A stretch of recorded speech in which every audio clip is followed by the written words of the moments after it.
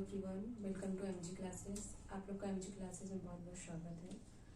आज की वीडियो में रहेगा आपकी सीटेट के लिए, है ना। सीटेट में क्या क्या लगेगा आपके सीजीटेट में, कब से आपका फॉर्म भरा रहे हैं ना, कब से आप अप्लाई कर सकते हैं, कब से लास्ट डेट कब है, ये सब देखेंगे। आप छोटी सी वीडियो रहेगी बस, ठीक है।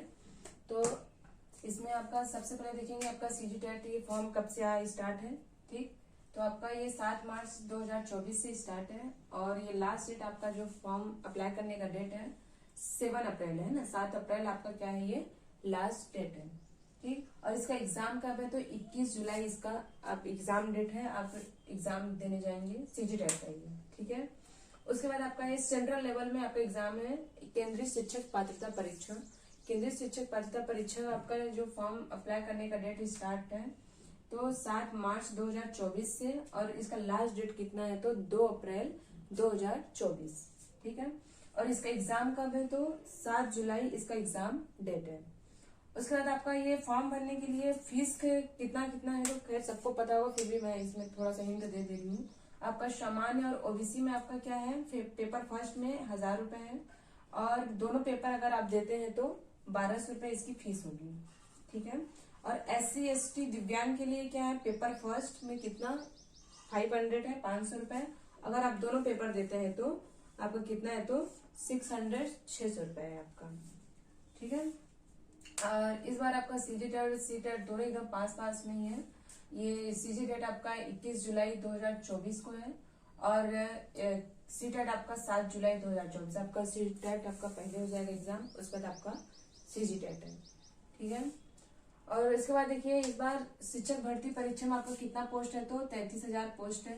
और इसमें सबसे बड़ा डाउट ये है कि 45% और 50% का कि इस बार कितना रहेगा। पिछले बार आप लोगों का क्या था कि बघेल सरकार जी ने 45% वालों के लिए भी मतलब मौका दिए थे, वो लोग एग्जाम में बैठ सकते हैं।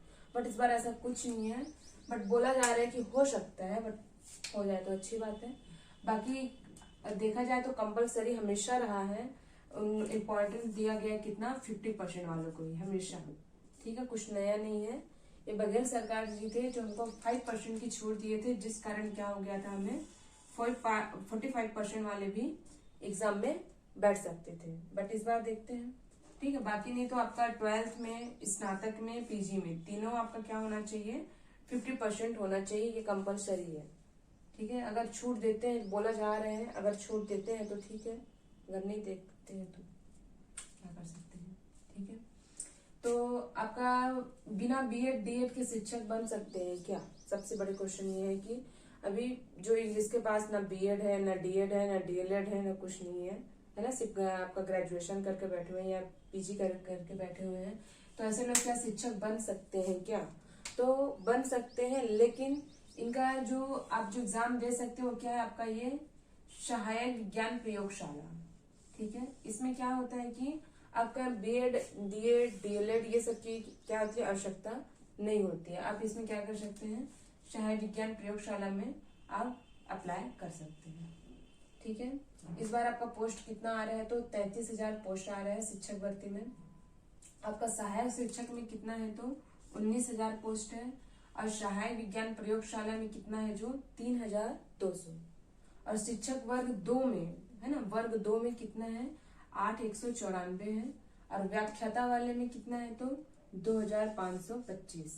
इतने पोस्ट हैं इस बार, पोस्ट अच्छे हैं, आराम से एग्जाम दे सकते हैं, ठीक है।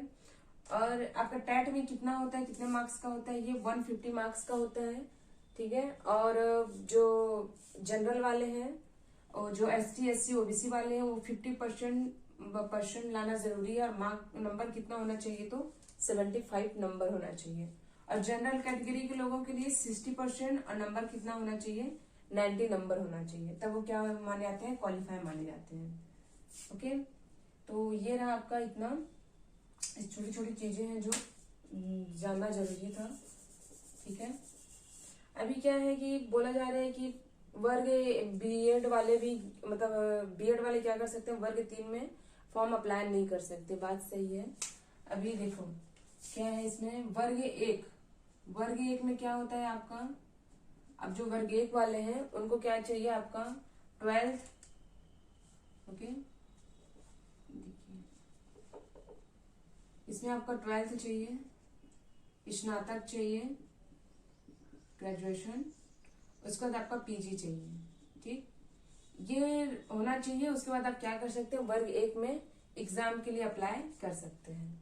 ठीक है, और वर्ग 2 के लिए क्या है आपका, कुछ रूल है इसमें, इनमें प्लस बीएड है। ओके, ये थोड़ा सा ध्यान देंगे, बीएड के बिना तो नहीं रह सकते।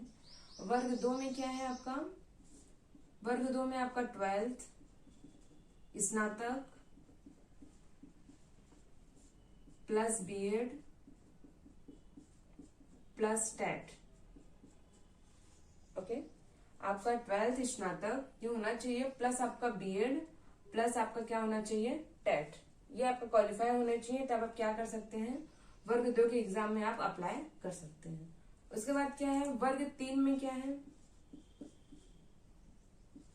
वर्ग 3 में पहला था कि बीएड आप कर लिए तो उसके बाद आप वर्ग 2, वर्ग 3, वर्ग 1 किसी में भी बैठ सकते थे। लेकिन अभी क्या है, अगर आप सिर्फ बीएड किए हुए हैं तो वर्ग 1 का भी एग्जाम दे सकते हैं इजिली, और उसके बाद आप वर्ग 2 का दे सकते हैं। लेकिन वर्ग 3 में अगर आप बोलेंगे अप्लाई करने के लिए तो नहीं कर सकते। इसमें क्या आपका डीएड है ना, डीएड डीएलएड मांगेगा।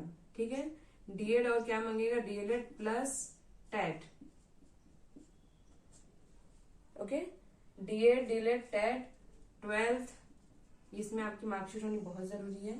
ठीक है, ये सब होना, और इसमें कितना 50%, इधर भी कितना होना चाहिए 50% टोटल, इसमें भी क्या है 50%। इसके बिना आप एग्जाम में अप्लाई नहीं कर सकते हैं। ठीक है, आपका वर्ग 2 में क्या होता है, स्नातक में देखते हैं कितना परसेंट है, 50% की जरूरत है। और आपका वर्ग 3 में क्या होता है, 12th में देखते हैं। और वर्ग 1 में आपका पीजी में 50%।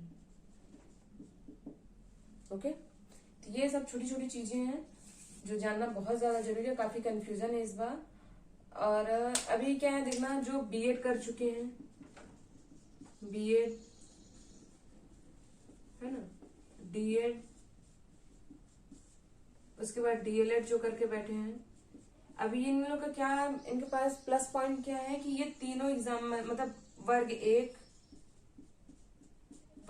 हो या 2 हो या 3 हो, ये तीनों में क्या कर सकते हैं, अप्लाई कर सकते हैं। जो बीएड भी किए हैं, डीएड भी किए हैं, डीएलएड भी किए हैं, प्लस ये लोग टेट को भी क्वालिफाई किए हैं ना, टेट की जरूरत होती है आपका, मतलब वर्ग 2 और वर्ग 3 के लिए क्वालिफाई है, तो ये वर्ग 1 और वर्ग 2 ये 3 में अप्लाई कर सकते हैं। अगर सिर्फ आप बीएड किए हुए हैं तो वर्ग 1, अगर आप बीएड प्लस टेट है तो आप सिर्फ और सिर्फ वर्ग 2 में अप्लाई कर सकते हैं, इसके लिए आप एलिजिबल है।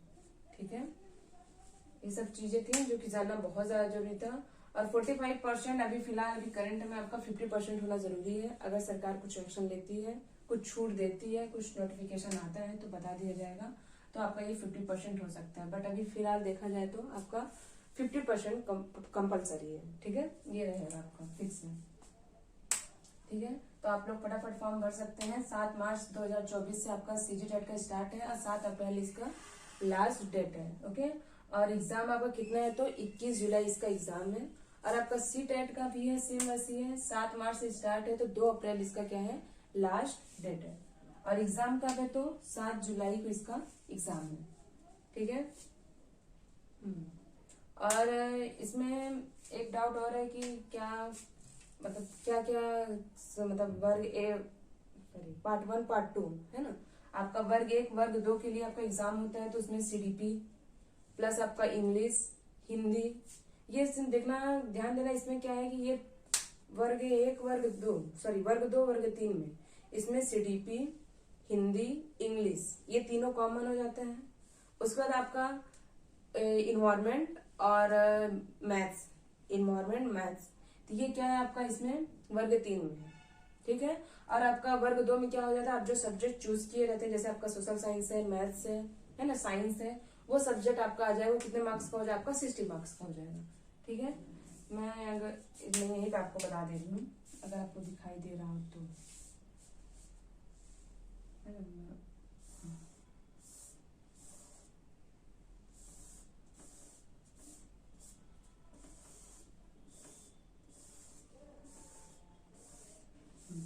मैं आपको यहाँ बता दे रही हूँ। आपका क्या है देखिए, वर्ग 3 के लिए आपका यहाँ पे पार्ट 1 देख लो, या वहाँ पे आप पार्ट 2 देख लो। ठीक है, आपका CDP दोनों में कॉमन है 30 मार्क्स। इसमें भी आपका CDP क्या है, कॉमन है। कितना रहेगा आपका ये 30 मार्क्स। ठीक है, उसके बाद आपका क्या है, हिंदी है। इसमें भी आपका हिंदी कॉमन है। ये बहुत इजी है, निकालना है ना। अब एक में पढ़ते हैं तो आपका दूसरे में भी काम आ जाता है। हिंदी इसमें भी 30 मार्क्स का। उसके बाद क्या है, आपका अंग्रेजी है, इंग्लिश है। ओके, इंग्लिश भी आपका 30 मार्क्स। इसमें आपका वर्ग 3 और वर्ग 2 मैं ऐसे डाल दिए। बाकी वर्ग 3 और वर्ग 2 दो भागों में आपका एग्जाम होता है। ठीक है, ये वर्ग 3 का, ये वर्ग 2 का, ये भी 30 मार्क्स का होगा। ये तीनों क्या हो गया, आपका कॉमन हो गया। अगर आप पढ़ते हैं तो तीनों इसी में आपका मार्क्स अच्छा खींच जाएगा, है ना, अगर आप पढ़ते हैं तो अच्छे से। उसके बाद आपका क्या है, गणित है, मैथ्स। मैथ्स में आपका भी 30 मार्क्स है। अब आपका ये क्या है, इन्वायरमेंट, पर्यावरण। पर्यावरण आपका कितना है, ये भी आपका 30 मार्क्स। कितना हो गया आपका ये 150 टोटल। और यहाँ पे आपका क्या आएगा, ये यहाँ पे आपका जो सब्जेक्ट आप चूज किए जाएंगे, चाहे आपका मैथ्स हो, साइंस हो, सोशल साइंस हो, है ना, सामाजिक अध्ययन है, सामाजिक विज्ञान, जो आप सब्जेक्ट चूज किए रहेंगे वो आपका यहाँ पे क्या आएगा, 60 मार्क्स का आएगा। कितना हो गया आपका 150। ठीक है, टोटल कितना हो गया आपका ये 150। अगर आप ये तीनों सब्जेक्ट आपका अच्छे से तैयारी है, इसमें आप पास हो जाएंगे डायरेक्ट, है ना। उसके बाद आपका ये मैथ्स है, इन्वायरमेंट वर्ग 3 में, और आपका यहाँ पे जो सब्जेक्ट चूज करते हैं वो आता है इसमें। ठीक है, ये क्या है, सिलेबस है जो कि हमेशा फिक्स होता है, यही रहता है। और अंदर में भी वही है चीजें हैं, और आगे जाके कुछ चेंज होगा तो बात की बात है, बट ऐसा कुछ अभी है नहीं। ठीक है, चलो, और कोई डाउट होगा तो आप पूछ सकते हैं। ठीक है, ओके। 45% का आपको फिलहाल तो अभी है। 5% का अगर छूट देते हैं तो ठीक है, बट अभी फिलहाल नहीं है, तो इसलिए आप जो 45% वाले हैं तो वो रुकें। 50% वाले जो है वो तैयारी करें आगे के लिए। ठीक है।